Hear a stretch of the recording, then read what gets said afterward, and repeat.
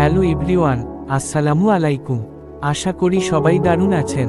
প্রতিদিনের এই ব্যস্ত জীবন, জ্যামার শহরের কোলাহল থেকে নিজেকে একটু ছুটি দিতে আজ আমি চলে এসেছি চমৎকার একটা জায়গায়। আমার ঠিক পেছনেই দেখতে পাচ্ছেন শান্ত নদী, আর পাশেই রয়েছে সবুজে ঘেরা এক অপরূপ পার্ক। হ্যাঁ বন্ধুরা, আজ আমরা পুরো বিকেলটা কাটাবো এই গলাচিপা পার্কে। আজকের ব্লগে আপনাদের ঘুরে দেখাবো এই পার্কের সৌন্দর্য, জানাবো এখানে কিভাবে আসবেন এবং কি কি উপভোগ করতে পারবেন। সো আর দেরি না করে চলুন শুরু করা যাক। পার্কটিতে পা রাখতেই এক অদ্ভুত প্রশান্তি কাজ করছে।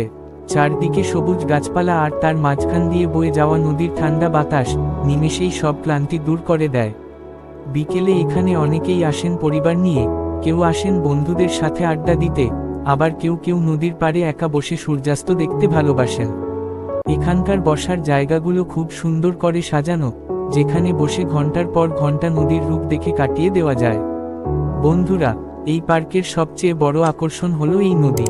আর নদীতে যদি একটু নৌকা ভ্রমণ না করা হয়, তবে তো পুরো ঘোরাঘুরিটাই বৃথা। আমিও চড়ে বসলাম একটি নৌকায়। নদীর বুক চিরে যখন ঠান্ডা বাতাস গায়ে লাগে, সেই অনুভূতিটা সত্যিই ভাষায় প্রকাশ করার মতো না।